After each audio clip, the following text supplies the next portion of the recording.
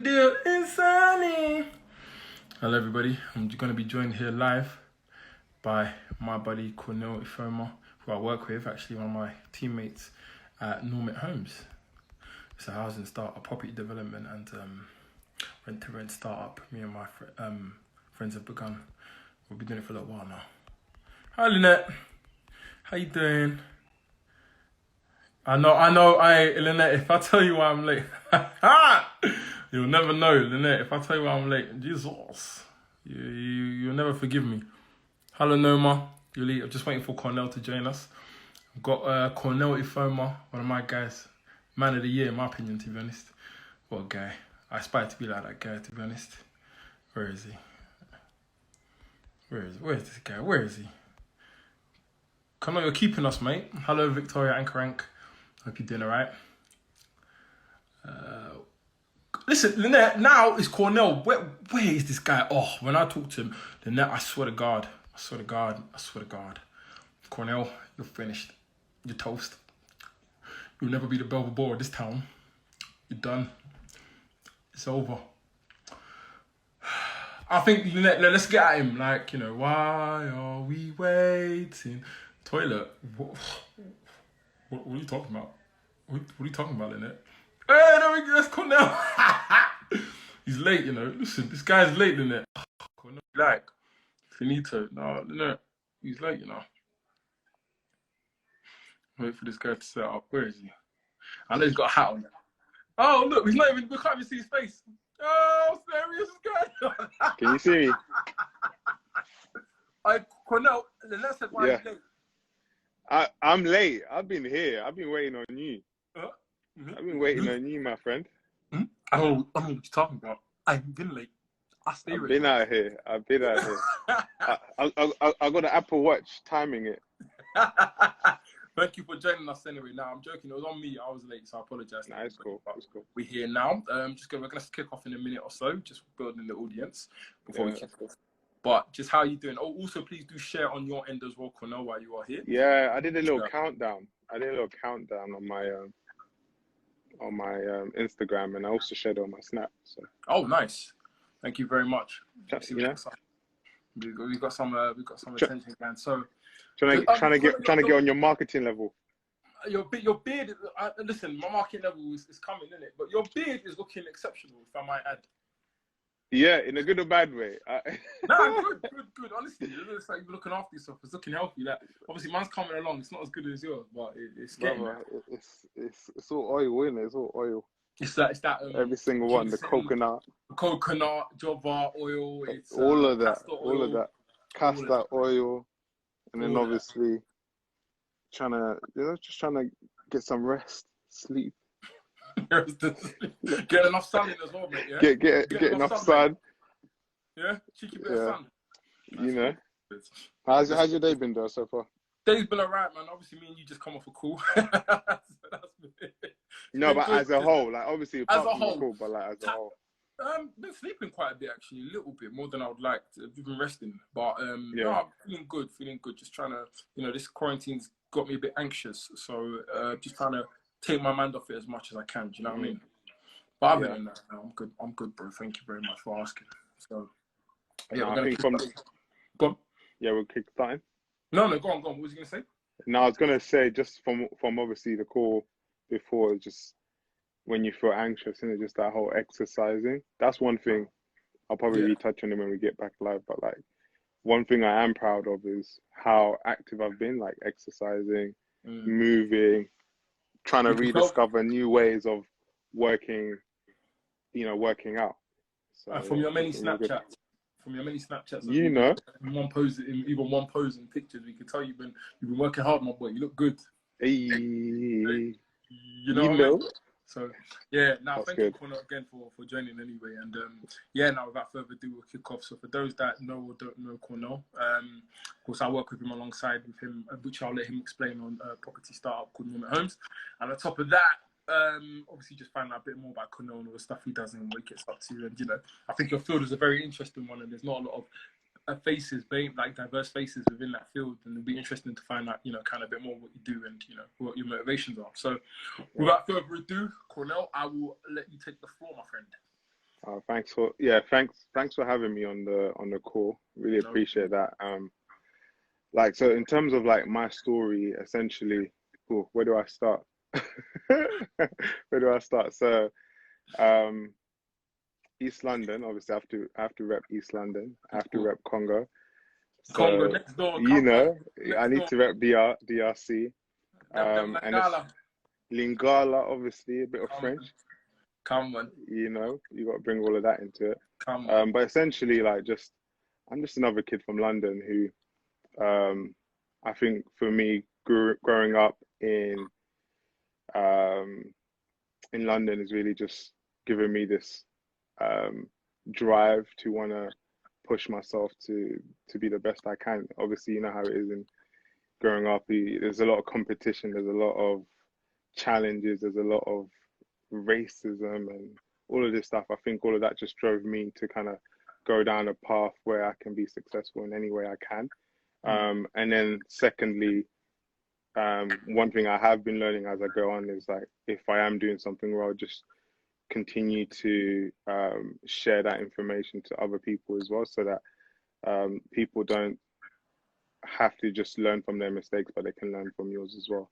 But in terms of like where I am right now and what I'm doing, I'm currently a IT consultant. So I've been doing that for I'd say 7 years now. So came out of university, did the IT uni, and I was lucky enough to get a graduate role with a top company. And I've been doing consultancy, working with different firms where I'd work on a project. So it could be a year, it could be 6 months, it could be just over a little bit longer than a year. And I'll basically go in with a team, and we'll basically look at areas where we can help transform their business. And in my particular area, I focus on HR systems and HR processes. So we look at how we can optimize their business processes using state-of-the-art technology services, particularly SAP. I don't know if anyone technical's on the call. Oh yeah, we So we doing use that, SAP for our kind of our expenses, yeah, traveling, bookings. yeah, Yeah, we use SAP. all of that, yeah. But yeah, we don't just because it's one of those systems where you don't just install it. You have to tailor make it for that customer. So you have to really understand what their pain points are, and understand what their business requirements are, and based on those, then you start adding your expertise and adding your um, recommendation and best practices to help them really design a process that will, push their business further than where they are. Thank you very So much. yeah, been doing that for 7 years. So what inspired you to even get into IT? What made you want to think, you know what, let me get into this IT game? And of course, we know the money in tech is amazing, but what else kind of motivated you to want to do what you're doing now? So what motivated me was essentially when I was in school, like many other people, all I cared about was sports and football. I didn't think I really paid much attention to anything else. And I think one friend, probably from football, someone else, introduced me to music. Introduced me to a software called Fruity Loops. I think now it's called FL Studios. Yeah, yeah. So I was this like 13-year-old kid. Whenever I wasn't playing football or obsessed about sport, I'll be at home and I'll be on Fruity Loop Studios, and obviously it's a music computer software. Was And I'll he one of just them heavy spitters? Was he one of them guys, the producer or the spitter? Was he? No, I He's was a done with music. producer. He I was was a just producer. any I was a bangers, any guy. channel you bangers he put on, any channel AKA bangers he put on. Nah. I didn't get it. To be honest, I had a few like collabs with a few people, but no, I don't want to mention any now. But Are they famous? Are some of them blown? not right now, but they were at the time. I'll tell you offline. Yeah. I'll tell you offline. This is new to me still. I don't know. I know, because I New haven't to even me. spoke to you about this. But yeah, so that kind of gave me an introduction to like IT and softwares. And I remember when I was in school and like I'll be told, oh, what are you good at? Like, because I was naughty. I wasn't like one of the kids that paid attention much. So I thought, well, I'm good at music, producing beats, and that's IT, right? So I started paying more attention to IT, in school, and then I got into like developing website using I don't know if you know a software called like Dreamweaver. I think that's what we used Yeah, way back when. old school. Way back when. Yeah, Yeah. yeah, secondary school days. Yeah, and then that, that's something I used, was good at that. So then I just thought, okay, I seem to be good at IT, and I just kind of stuck down that path, where it took me to university, really. And so from them, so sorry about that. So from that kind of path, that's what you kind of led with, purely because of that experience you had with IT in terms of like the tech, computers. That's what led you to want to go and do that Exactly, university. exactly. See, I didn't know that either. That was the I've main never drive. shared that info to you, innit? Yeah, so you're exclusive, bro. Obviously just dropping us some exclusives. That's Yeah. wicked. And then obviously, I guess from university, you I guess what kind of propelled you next after you've done those 3 years? Because I know you've done IT systems with Josh and Michael. So what then pushed you to that next level? So one of the things at university, like I was lucky to meet, like you said, Michael, Josh, and we kind of like from the get-go formed a great friendship. And it wasn't just a friendship or just like banter, like which we did have, but we also kind of held each other, accountable. We pushed each other to really succeed.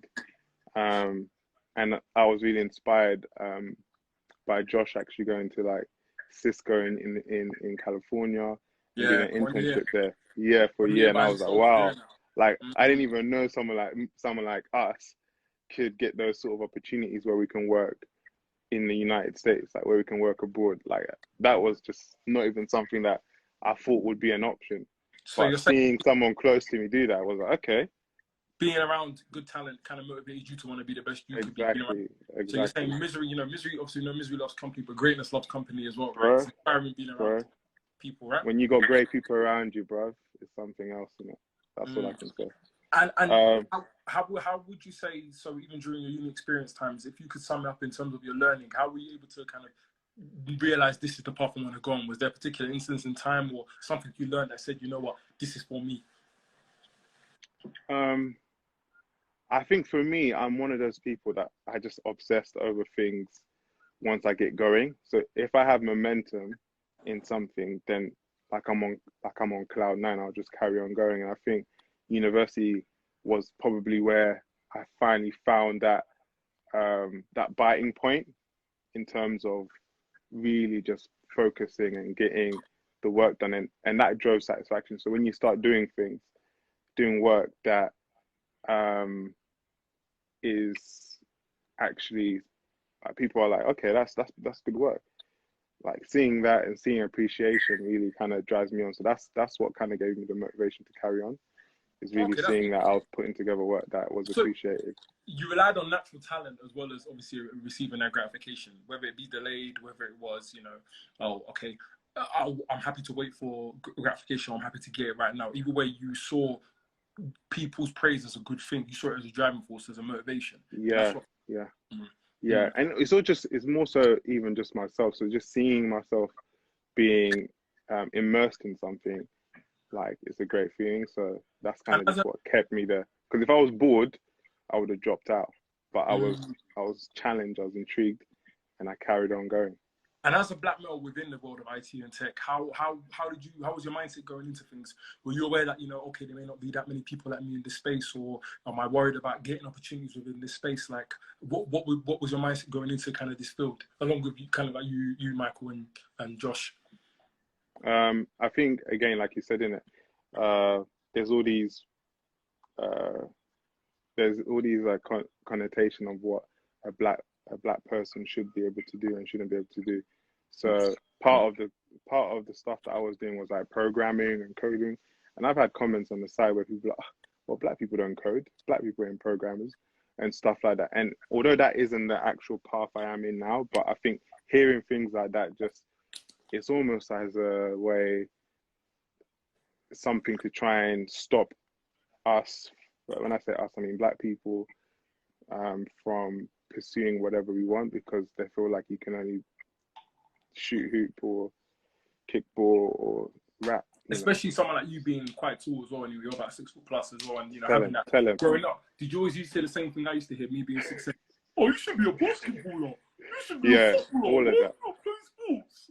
all of that, and yeah, all of that. And I don't know if it's, people will be like, oh, yeah, it's genetics. You got it. You should be doing this. Like, you're naturally fit. You should be playing. You should be playing pro football. And sometimes you start believing the hype as well. And you don't really have any other thing that you develop as a passion or as an interest or as a skill set. And I think it's dangerous. I think it's all well and good us having those role models. I think we can all say the people that we like. Right now, there's the documentary on Michael Jordan, which is inspiring. Like, Amazing. It's amazing like, it's documentary. crazy. It's It's crazy. amazing But documentary. not all of us can be MJ. You know what I mean? And it's okay. It's okay. So I think really understanding that and accepting that is something that I think everyone has to go through, man. Not everyone can be an athlete. Yeah, I'm sorry. I like to say shout out laddies in here as well, and everybody else. Okay, I know So, you've seen the Last Dance documentary. That's a great documentary as well, and it's interesting Yeah. talking to those black men within these kind of field rap, because there's always this perception of what we should be as opposed to what we want to do. And one of the things I respect about you greatly is that regardless of what people thought of you, you always pursued your interest. And same with Josh and same with Michael. One thing I've grown to admire about you three is the fact that you guys are very driven in your goals, and you weren't going to let anything or anyone try to dither you away from that. And regardless of your upbringing, you never use that as an excuse, and you kept pushing. So I always thought that's amazing. Yeah. So yeah. And in regards to after university had finished, and I know you obviously spent some time at IBM. Kind of like, how did you go about securing these opportunities like such to IBM, and then we'll go on to your contracting. Yeah, I guess again it's just having that attitude where a lot of people graduate from uni and they're like, okay, it's the biggest achievement that they've. And I'm not slighting anyone, but I feel like sometimes there's that attitude where it's like, this is what my mum and dad has been prepping me for, is to get that university degree and graduate so they can tell all their friends. And people are like, yeah, that's me. I've made them happy, and now let me just chill for a bit. And I think you can take your foot off the pedal. And one of the things when you are at university is you're operating at such a high intellectual level, where you're thinking a lot. You're, in my opinion anyway. So what I tried to do when I graduated was keep that same energy until I secured a graduate job that I felt was gonna keep me growing at that pace. Be real with me, and even if it's in regards to your culture, not necessarily your family, do you think it's something that within our culture that tells us that, okay, we graduated, now status is everything. You've got to have a certain type of job. You've got to have a certain type of role. You've got to do a certain type of thing. Because, our families, our cultures, we love them, but everything's for show and stunt. Stunt and tell. Yeah. I don't call it show and tell, I call it stunt and tell. Yeah. They want to go down the relatives, oh, we're doing this, my son does this. Yeah. Was status important to you, honestly, looking into kind of the next step for yourself? Bro, not really, because I think if anyone really knows me, probably knows that even like just getting through uni was a surprise to a lot of people, like at that point, because I think I'm a rebel anyway. I don't really try and follow too much of what all that status stuff is. I just do my own thing. I try and do my own thing. Or I try and at least not always go with the trend every time. If everyone's just doing this, and if everyone's going right, I'll try and go left here and there, just to switch it up. So yeah, I get it. Like your parents are going to be your parents. They're going to both, yeah, my son's done this, my daughter's done that. But I think for everyone, you got to just keep focused on where your end goal isn't necessarily where your parents think your end goal is. So it's on you. You can't hold anyone else to it. Yeah. And that's really important to hear. You got to follow your own goals, regardless of what your family thinks. So ultimately, it's your life. They're not getting up 9 to 5, getting yelled at by their bosses, getting something spat on them, or get on that crowded train. It's not them. It's you. And that rat race is peak. Rat race is peak. So when you secured that opportunity, so keeping that same energy got you the opportunity at IBM. So what was your kind of 3 years, or was it 3.5 years at IBM? What was that like? Like, if you could sum it up. It was amazing actually, because I think for me, when I went there, I think it tells you a lot about reputation. And obviously, if you look at IBM's history and everything they've been involved in, like, their numbers speaks volume. And, a lot of the things that they were involved in, they're probably the first, whether it comes to first computer systems, their involvement in, getting, human beings in space, and just everything that they've done and everything that they've contributed to in society to now. They're a global player, and just being there is a big deal. working at IBM was a big deal. But I think from a more tangible point of view is also just the amount of talent that were there. I was able to work with some really intelligent people, some really driven people. You weren't the smartest person in the room, so you always make sure you weren't the smartest person in the room. You always exactly learning all the time, and even just like young people, because I joined pretty young. I joined when I was, I want to say like 23, so I was still pretty young. And I had other young people that were there as well, and seeing the level or the caliber, there's that level of competition still. So you're like, okay, I can't, I can't be out here getting overtaken. So, but that was really good. I just kept me. Do you know what I mean? You got.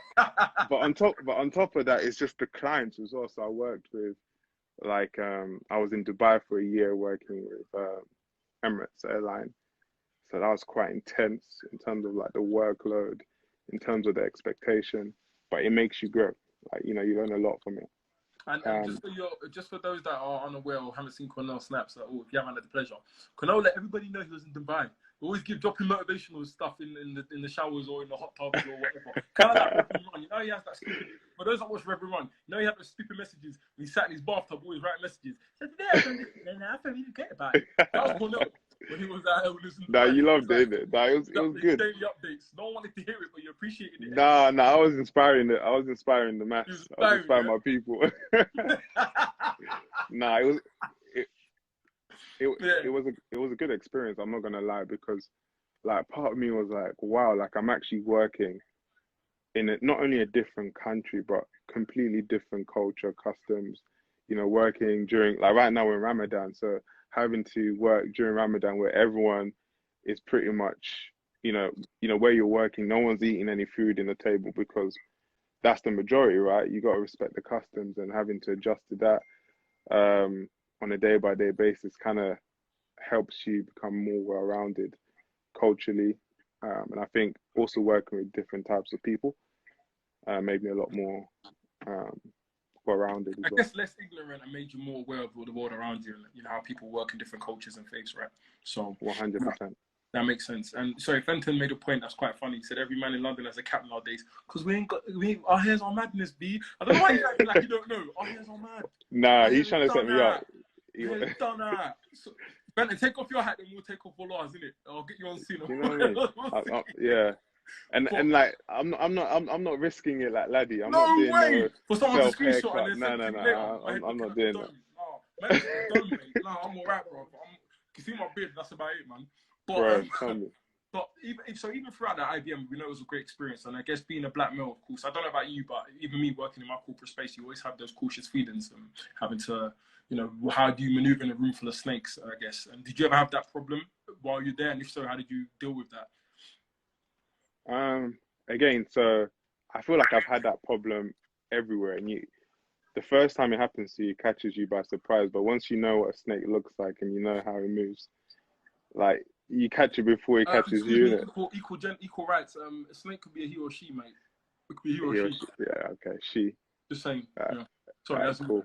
But yeah, once you kind of learn how it moves and you know how it looks like, I think it becomes easier to maneuver around that. Meaning, like, I know we're talking like really like, and we're talking like giving like sort of these examples, but for me, what I'm basically trying to say is, like, when I first started in the corporate world, I feel like I got bitten, and I learned from that. And by the time I got to IBM, I feel like it wasn't something that I was too worried about. Like, I just kind of rolled with the punches, and I feel like I built my own relationships with people all over, like, all over the ladder, I guess, above me, at the same level, below me, where I could see all these things coming, and I can just get on with what I had to get on with. Thank you very much for that, Corneil. And that's a really in-depth answer. I'm glad you didn't blow that one away and just like, oh, man, I just done this, man. Or start singing something Ghana to me. Nah. No violins. I don't need anyone to feel sorry for me. I'm not a victim. And the people, the people have got the answers. The people have got their answers, so that's decent. Thank you for that. So I guess after IB was done, you've kind of now ventured out into your own journey. So tell us about now, about your contract journey and how that's been. And for those that are interested in possibly even stepping out, it's brave going from what you're comfortable with and trying something new. And how has that transition been for you? Yeah, I think it was tough because it was a world of unknown in it. It's like when you're so used to getting a paycheck, you know that permanent employment is what people normally say is the safe route. Security. It was definitely something that I would consider brave, but it was easy for me to make that decision because I did a lot of research. I spoke to a lot of people. I kind of knew everything about it before I even made that jump. So it was a lot easier for me to make that transition, and it made sense. Like, it made a lot of sense. I wouldn't have done it if it didn't make sense, but financially, it made sense. From a point of view of having more control of my time, it made sense. It just made a lot of sense. And for me, I think what my advice would be if you want to make that transition is really set yourself up to succeed. And by doing that, I mean, if you are going to leave your permanent role and you're going into contracting, where it's a little bit more, what's the word I'm looking for? People will say it's a little bit more risky, then minimize that risk by being a bit disciplined before you make that move, saving a bit more money than you usually will. Just having that safety net, having that emergency, really knowing what you offer to the market, what your value is or values are, so that when you are starting to speak to recruiters and you're speaking to different potential customers and clients, you're prepped, you're ready, and you're ready to go, and you're not just taking the first thing that comes to you because you're desperate. You're taking what's right. So that would be my advice. And I think for me, not compromising who you are, what you are for the sake of a job. Make sure it's something you want to get into. You're not wasting your time or their time, right? Being exactly. And the best way to do that is by making sure that you're secure. Looking after the things that need to be looked after first, right? Because we all need a place to lay our head. We all need food. So if you can afford to do that, then it's easy for you to make those moves. But if you're riddled in debt, you're living paycheck by paycheck, I doubt you make the move that I made. Yeah, no, and you have the resource, you have the kind of the backup, the blanket in order to do so, in order to prepare yourself, and that's kind of what it's about. So no, thank you for that, man. And then from then, I will let you take the floor in it. But of course, for those that don't know me, Cornel, Josh, and Michael working on a property rent-to-rent startup called Normet Homes. Now, of course, we're already out here. You can check the website out. We're going to post it in a bit, but I'll let Cornel kind of explain it, as it's his QA in detail as to what we do. Yeah. So again, I think you keep referencing to Michael, Josh, and I don't know if they're on this chat, but obviously we go a long way back from university. I've worked with both of them from a very long time, so I know their strengths and weaknesses. I think they know mine as well. And one thing that we, as we're going through our experience in the corporate world, we managed to find something that we actually had a shared interest in, which was property. We'll talk about it a lot. I was lucky enough to get on the property ladder at 24, I think it was. Just talking through my experience of actually, trying to find the right property, speaking to mortgage brokers, speaking to surveyors, and speaking to estate agents, and all of that. Really, just kind of like starting to talk to speaking to Michael, speaking to Josh about that, and just kind of like speaking about previous experience as well, renting. That just kind of made us want to get involved in property and try and do things right that we felt was wrong when we were in the process of renting, or in a sense of an investment, looking at how I got on the property ladder and how I was fortunate enough to see the property rise in value for me. I was like, okay, well, how do we work on streamlining this, doing this more as a business rather than just from a personal standpoint. So that was like kind of like my interest in it, and kind of get involved with Michael, Josh, and yourself as well. And I think we all had that shared passion of actually trying to grow, just grow our community, grow ourselves, and property seemed to be a perfect solution for that. And when we first started, we were looking at, how to start without, because whenever you're starting a business, people always think, you need large startup capital, you need to get investment. And one of the things we wanted to do was start light. And one of the strategies that helped us to do that, or was ideal for that, was rent to rent, which is essentially renting a property from a landlord. And then in as part of that deal, we say that we are now able to sublet that property to others, and we will basically pay the landlord his share, and whatever profit we make from subletting that property is ours to keep, which is essentially what rent to rent is. And I guess it was a great strategy for us to really dip our heads into it, because it was a safer way into property than just going in and buying a property, putting down lump sums of deposits, which is scary at first for a lot of people. So that's kind of like how we got into rent to rent. And then one of my passion, and I guess everyone else in the team, is really just sharing. Anyone that knows me knows I'm really transparent. I think everyone's kind of similar in the group as well. So one of the things we started doing is putting out bi-weekly blogs with like latest information in the property market, latest information, like for example, right now, what's going on with COVID-19. We'll put out a blog on how COVID-19 will impact landlords and tenants alike. So just put stuff like that. And sometimes there's even articles around, apps that as a landlord you really need to have that will make your life easier, especially if you manage your property yourself and you don't have an estate agent managing it for you. Or there was a really good article that we put out, which was around modular homes, how you can sort of build your home in a factory and have it transported to the location that you're going to live in, as opposed to building it from the ground up from the site that it's going to be. So we've got some really good articles out there that we share.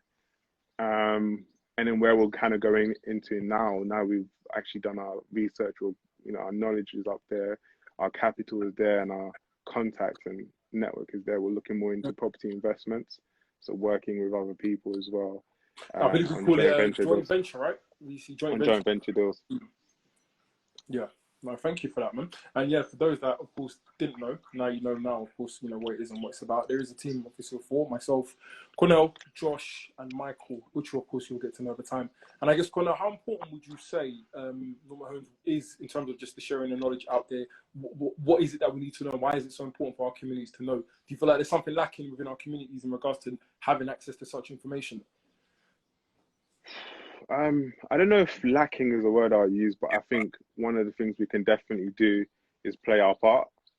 I think the more people that are out there sharing vital information that will help people from our community and outside communities as well. We're not really just biased to just the Black community, but I think it's just in general, there's, right now there's this whole, what would I say, is like there's a lot of people who feel like they can't get on the property ladder, which is understandable. And the difference between the rich and the poor is widening and widening even more. And I think part of the reason why is because sometimes there's not that knowledge of how to get involved, how to get property early on. Because if you knew when you were 20 or when you're 15 that, these are the steps that it takes to get into property, then what you do with your money would have been different. And then by the time you get to that, you get to an age where you're earning money, you may have worked out a way to save money to get on the property ladder. So it's just little things like that, just kind of like making sure that or providing information to people early, or even if they're older than us, just providing that information so that they can act, whether they're a landlord or whether they're a tenant. So again, if you're a tenant, just making sure you know your rights. So, you know, as you may be aware, things are changing all the time. Tenants' rights are changing. So just making sure people are up to speed with what's going on. Yeah, no, you're right. And, you know, just to follow that question, tenants have a lot of power, and, you know, it's all about, you know, tenants, yeah, they do get the wrong end of the stick sometimes. It's about protecting them, but tenants have a lot more power than people think. And I'm going to get Gibson on at some point to actually run through, if people are tenants, what kind of rights and powers they have. That's coming, obviously, leading off from Norman Holmes, an extension of that. So thank you for that point you're bringing up and what we need to know. And the power is in collaboration and sharing, which I hope everybody knows. So thank you for that, Cornel. And now we're going to proceed to the Q&A section now. We've got a few questions in. So, Cornel, the first question is, do you prefer blonde or blue streaks in your hair when you're going out? Let's go blue. That's that Congo in you. I'm just joking. I'm teasing you. Just because you're Congolese, I have to say it. Sorry. You know, Congolese people, they love their wine up and their multicolored hair. But I'm joking. But yeah. Hey. You know what? Like, Africa needs us in the same way they need Uganda and Nigeria. We add our own flavor. We add our own flavor. No. You Congolese are different. You lot add four scoops. We only had one. We had 4 scoops. We play our part in the culture. That's what I'm gonna say. Nah, you don't do. No, in fairness. So we'll get on to the actual questions. I've got one from underscore Nabossa. Do you think modular homes would be suitable in Africa? 100%. I think the infrastructure challenges that we have makes it suitable, even more so in Africa than it does here in the UK. And I think it's a great way to really just scale up properties and scale up communities fast, and then just kind of like deliver it there and then, as opposed to, you know, having to do all the infrastructure work from the ground up in the soil where it's actually going to be based. I think it's definitely something that will work in Africa. I'm not sure, what I haven't done research is in if there's any African companies that are currently doing that, but definitely it's something that even I know, you know, Michael and our team is, you know, building in Ghana right now as well.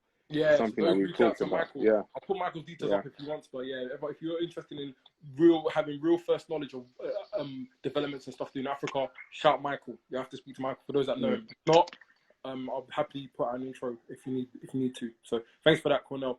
We've got a question from Hermine Kudia. She said, what one thing would you change in your journey from permanent to contracting? What?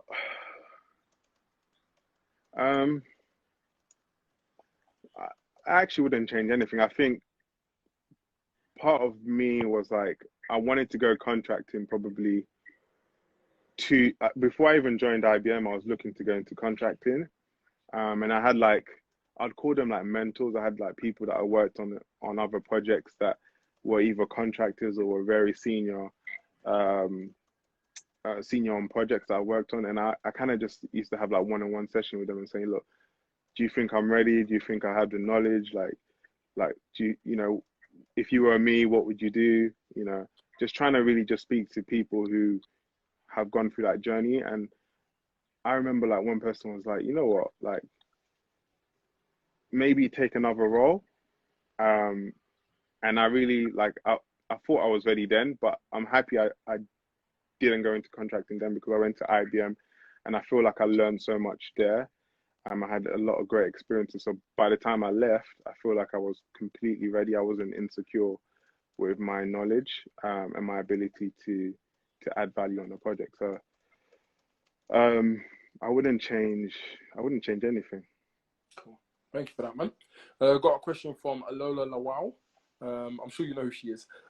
What's the best way to start building an enterprise? Would you recommend having a full-time job or focusing only on the business? Hello, Lola, by the way. I think like probably most of us will not be in a position to start a business without any job, because we have, like I said earlier on, bills to pay. We need to have a roof over our head. We need to feed ourselves. So it's really difficult to start a business full time without any income coming in. But I'll be the first to I, tell you that. I am a big believer though that you have to take risk. I feel like I'm a risk taker, and I think at some point you do need to make that plunge and say, if you really believe in your business, you need to start dedicating more and more time. But my advice would be, if you're starting out, not to leave your role, but just try and find ways to manage your time better, so that you obviously dedicate enough time to run your business as well. Cool. Yeah, no. And obviously further forward with that, in terms of running an enterprise, you're right. How you can't run a business without getting a house in order, and that involves, you know, bills. That involves good looking after yourself. Also mental health as well. You know, you don't want that extra stress. Starting enterprises is stressful. Not having any money or means to support yourself is extra stressful, and you're not going to be able to successfully thrive starting if you're worried too much about too many different things. Start narrow, get yourself looked after first. Make sure you protect yourself first, mentally as well as physically. Then look towards getting yourself set up with an enterprise. That's my 2 pence on that. Script Club have asked, if you were growing up in London today, how would you stay on a positive path? Is it easier said than done? And bearing in mind, it is easier said than done. Don't forget my party a couple of years ago when you brought your 2 friends. Don't forget about positive path. Obviously, don't forget, you know, that. And again, like everyone has all types of friends. Like I've got friends that when I'm around, and I think some people say, you know what, your network is your net worth. I'm a believer in that as well, but I feel like we all have friends that, you know, we want them to do better. Like, you have friends who are like, damn man, you got so much talent, man. Stop getting caught up in this. But like, we know who we know, and we are who we are. Like, I'm not a big fan of like forgetting where you came from. Like, I'm not for that at all. I think it's big to know where you came from, and I even think it's important to still speak to people you came up with, because on two hands, because you can act as especially if they're people that maybe not following the sort of path that you think that they can follow, like in terms of like they're meeting their full potential. I think it's really important for you to just kind of be there to show that inspiration. And then at the same time, I think when you have friends that you came up with, it reminds you of where you came from, and I think it's important to know where you came from to know who you are. Sometimes you got to look back to see ahead.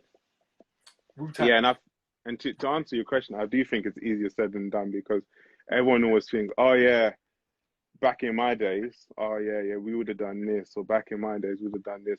You generation, you millennials, or now it's like, you know, you iGen, like we always think they get it easier, or they're not as serious as we are, and I think it's dangerous to think like that. So I think it's important to surround yourself with people who are of a younger generation and who are of an older generation at the same time as well, because that will give you more of a perspective of different kind of like different challenges that people have based on when they grew up or when they've grown up, so that when you are speaking, you're not being biased. So it is easier said than done. But I think like right now, the guys growing up now, because of the internet, like I feel like when I was in school or when I was in college and uni, it started to kind of like open up. But the sort of information that you can find out today, if you do your research, if you're good at researching, is amazing. Like, you can be anything today. Like, you can be anything today. And that doesn't only apply to people growing up and who are, you know, teenagers, but that applies to all of us, you know, even to our parents. Anyone can apply themselves to anything if you take the time out to research and apply what you've theoretically learned and practice it.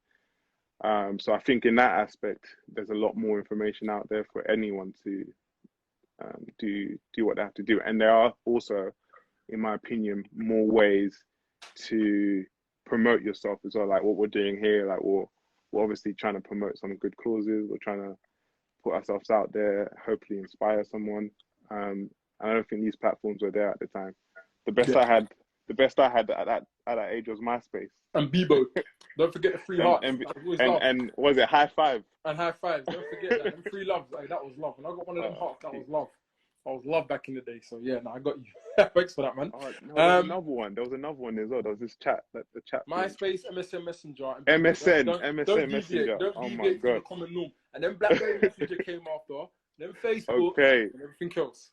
Don't deviate, my boy. Don't deviate. But yeah. So we got two more questions. So once IR35 is implemented, how will this affect contractors?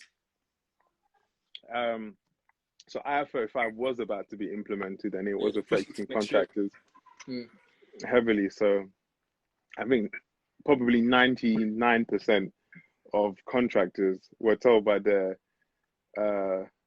client that, oh, we're gonna have to change the ways of working.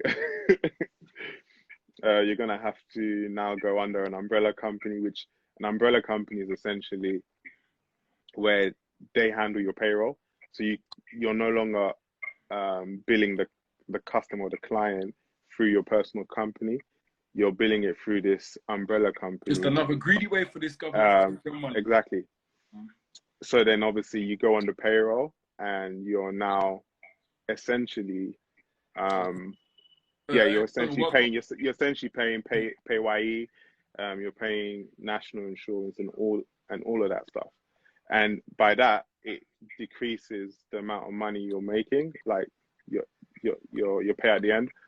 But still, having said that, people who go on an umbrella, like if you really do the numbers, sometimes it still ends up working out more, in my opinion, than doing the equivalent. It depends on your as an employee. on the umbrella. I had a nightmare umbrella last year, so it depends. Really. Yeah. But sure. I think like if you've made that decision to go contracting and financially it makes sense, and then they've turned around and said, "We're now going to go under umbrella," I think 9 times out of 10, financially you're still better off. However, it's not as good as it was. And one thing you have to realize is that the government are trying to find ways to make more money through taxes. We've seen it through property, where if you own a second property, you get bedroom tax, you get taxed more through stamp duty. Tax. Exactly. So they're going to give you a shortage tax. I'm pretty sure they're going to tax us for going out to shortage. They're going to give you a pub tax, something. So the government are always going to try and find more ways to make more money, which is fine. We've got services that need to be paid for. Yeah. Obviously, my opinion is they're getting that money from the wrong sources, but it's neither here or there. And I think, will it survive? I think that was the question. Will contractors survive? Yes. And even my own personal situation, I had opportunities that were still going to be outside of IR35. So there are going to be companies that will allow you to carry on working as you are. There might not be as many opportunities, but they'll still be there. And then on top of that, what you have to realize is it's pretty much a UK thing. So if you took a contract in France, in Belgium, anywhere else, then those rules don't apply. Yeah. Just one quick tip. Got 2 more questions. So final one from Lola. She's interested to know, as a black man, which obstacles did you face in consulting, if any, and any advice to navigate through it? As a black man, I think as a black man, I feel like it's, when you go, I don't know how different it is in other industries, but majority of the time you don't normally step into, in my opinion, corporate offices and 9 times out of 10 everyone's black. 9 times out of 10 everyone isn't black, so, and 1 times out of 10 that's you, the one black. Exactly. And you're typically the one black, and sometimes there are all of these like stereotypes that people want to push your way, and there's all these awkwardness that comes about. Sometimes people ask weird questions. Can I tell you a story of what happened to me when I was in a space a couple of years ago, Corneil? Yeah, go on. So it must have been my 4th day there, right? And I'm just sitting down with the founder of the place I was at and 2 workers, and there was one Vietnamese dude. Apologies, he was Filipino dude. Yeah. And then obviously I'm Ugandan, right? So some of them are asking me, "Oh, Ivan, this was getting us known." They're like, "Oh, Ivan, so where are you from, Ivan? Where are you from?"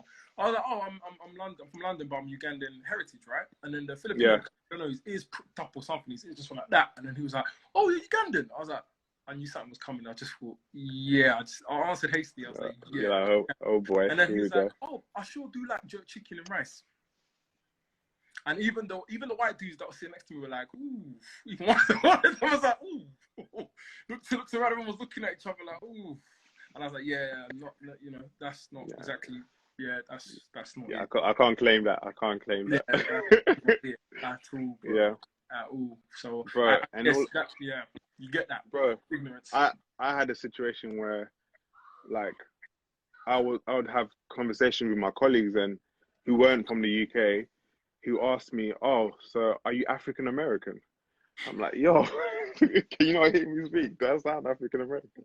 They're like, "Oh." They're like, "Yeah, no, I really thought you was African American. Like, so what are you?" And I'm like, "I'm not." Do you know what I mean? So there's a lot of stupidity that goes on, that unfortunately, like, we have to Oh, sorry, deal with. I'll give you another one as well. When I was working at JD years ago, and then Yeah, I was in, obviously, where I was just studying at university, and then on my second day, I met one of the dudes. He's like, "Oh, mate, where you from, mate?" And I was like, "Oh, I'm from London." He's like, "Oh, London, I ain't been up there. It's like kidulthood, isn't it? I saw that movie, adulthood, kidulthood. It's like that, isn't it? That's where you're from, right?" He assumed that's automatically where I was from, just because I said London. I'm black. yeah, This is interesting. Perception is everything. We know that, and it's no different in corporate life. Is what I'm trying to say. Unfortunately. yeah. And So, again, I was gonna say, like, yeah, we can, like, you've been in those situations and you can just be like offended left, right, and center and just react emotionally. But I think, like, I just make people feel stupid. I correct them, and I make them feel stupid and move on. Like, I don't want to spend too much. I don't spend my energy or my, just my emotions explaining to someone that probably for whatever reasons just don't get it. You know what I mean? They may not have been exposed to black people growing. I don't want to make excuses for them, but, like, I just don't think it's worth my energy, like, taking too much time going into that. But I think, to answer the original question, I think as a black man, I feel like I've done okay. Like, I feel like it hasn't really affected me now. Yeah, cool. Thank you. And the final question we got from Noma Luli. How do you plan to transition from contracting to full-time property entrepreneur? Great question. I think for me, it's about really getting to a point where I feel like my, not necessarily my full earnings, but when the property investment earning is replicating or earning an amount that I feel like I can live on, then I may decide to transition full time. But even still, I feel like part of what we're trying to do, and I feel for me, it's like I don't necessarily feel the need to turn my back on IT, because it's still something that for me, like, I do feel like I learn a lot from it. But what I may do going forward is taking wider breaks. I might not work for a year, and just say, for this year, I'm just gonna fully focus on the property. But I feel like it's a skill set and an experience that I have that won't ever go away if I carry on learning and keeping my knowledge up to date. So for me, I don't necessarily see myself like turning away from it completely, but what I may do is depend on it less. Yeah. If you get what I mean. Yeah, just slowly ease yourself off it before you decide to then go sign us. Cool. And with that being said, obviously you've heard it here first. And with that being said, thank you very, very, very, very, very, very much, Corneil, my guy. We got some work to do. I know we got some homework. We got some homework set. We got work, man. We got work. We're out here. Me and Corneil and the team. No days off. No days off. No days off, and you're right. It's interesting hearing it from a black male who I respect greatly, like yourself, you, Josh, Michael, who I respect greatly, and collectively doing great things and getting yourself to a level in which a lot of people probably stereotypically don't think, oh yeah, we could do this, but you guys are proving it. And I guess if there's one message you can get to younger people that are looking to get into this kind of world that we're in, what would you say? I would say be inquisitive and speak to people like you. And I know you're doing great work with Thank you. the communities, but there's a lot of people doing great work as well in the communities. And I think people just need to not be scared and just reach out, speak to people, ask. We all have a friend of a friend that is doing well. Ask, be proactive, and say, hey, can you put me in touch with this person, because like I really want to get involved in this. And I've had those situations where someone's coming to me and saying, can you mentor me, or can you help me kind of get a foot on the ladder. And I think that's what young people need to do, is just be inquisitive and put themselves in a position where they can speak to people who have experience and are willing to help. No, that's true. And, just a personal point in that, please don't be scared to, don't be afraid to ask. There's so much power in asking. And all the greatest people want you to ask them. A lot of people are very willing to help. And it's just about you getting rid of that initial fear. And even you just asking is a step towards the future you want to see and what you want to do. That's already a great enough step to go with. So I think it's just people having that bit more belief in their source. Because a lot of people here, and the 14 people here, you lot got source. I don't think you don't. You've got source. Use it. Just find out your strengths and work to it, and use it to your best advantage. I guess that's all we can really say and do. And with that being said, thank you so much, Corneil. Please do check out, of course, Normal Homes and what we're doing. We're coming live, we're coming hard, and we've got some new things. Yeah. Now, and obviously, again, me, Corneil, and the team, we've got homework, so we need to get back to that. We got homework, man. We got work. So we need to get back to that. Yeah. Thank you for everybody tuning in for the first time. I'm Ivan, the founder of Spiela as well, which is all about a community platform, creating opportunities for people, doing these QAs to get people as clued up and as informed as possible. I like to make this point. Knowledge, information is the most precious commodity on this earth ahead of time, next to time. That's what we've been fighting for since the dawn of time. So again, please join the platform, please follow, please support, and let's all about opportunity building and kind of career making and getting people into the right directions. So yeah, Corneil, my brother, I'm going to be speaking to you later on at some point anyway, but thank you for tuning in. Everybody thanks for having me, man. And Ivan, as always, just share what we're doing in terms of like the platforms. If anyone wants to have a further look, or if anyone wants to reach out to me, I'm here. Posting it all I'm up, accessible. Posting it all up now anyway. So thank you very much, Corneil. Thank you very much, everybody. Have a safe quarantine. Have a great weekend, and take care, everybody. But please do follow Spiela as well. Please do follow. Cool. Bye, everyone. Take care.